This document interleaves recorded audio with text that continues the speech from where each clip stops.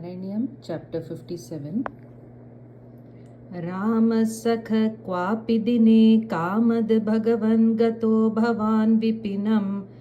सूनुभिरपि गोपानां धेनुभिरभिसंवृतो लसद्वेषः संदर्शयन् बलाय स्वैरं वृन्दावनश्रियं विमलां काण्डीरैः सह बालैर्भाण्डीरकमागमो बटं क्रीडन् तावत्तावकनिधनस्पृहयालु गोपर्मूर्तिरदयालुः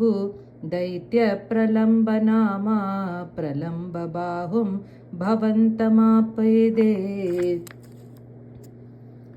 जानन्नप्यविजानन्निवतेन समं निबद्धसौहार्द्रः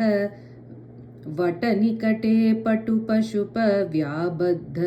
द्वन्द्वयुद्धमारब्धाः गोपान् बिभज्य तन्वं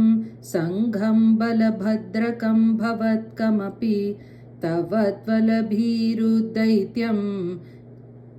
त्वद्वलगतमन्वमन्यथा भगवन् कल्पितविजेतृवहने समरे परयूथगं स्वदयिततरं श्रीदामानादमदत्ताः पराजितो भक्तदासतां प्रथयन् एवं बहुषु विभूमन् बालेषु वहत्सु वाह्यमानेषु रामविजितप्रलम्बो जहारतं दूरतो भवद्भीत्या त्वद्दूरं गमयन्तं तं दृष्ट्वा हलिनिविहितगरिमभरे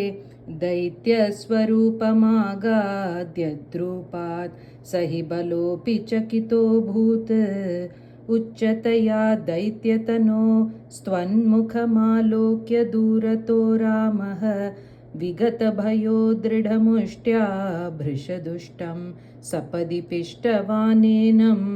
हत्वा दानववीरं प्राप्तं बलमालिलिङ्गित प्रेम्णा तावन्मिलतोर्युवयोः शिरसि कृता पुष्पवृष्टिरमरगणैः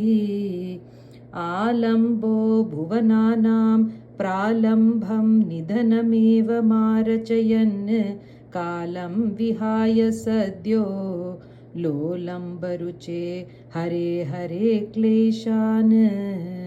नारायण अखिलगुरो भगवन् नमस्ते।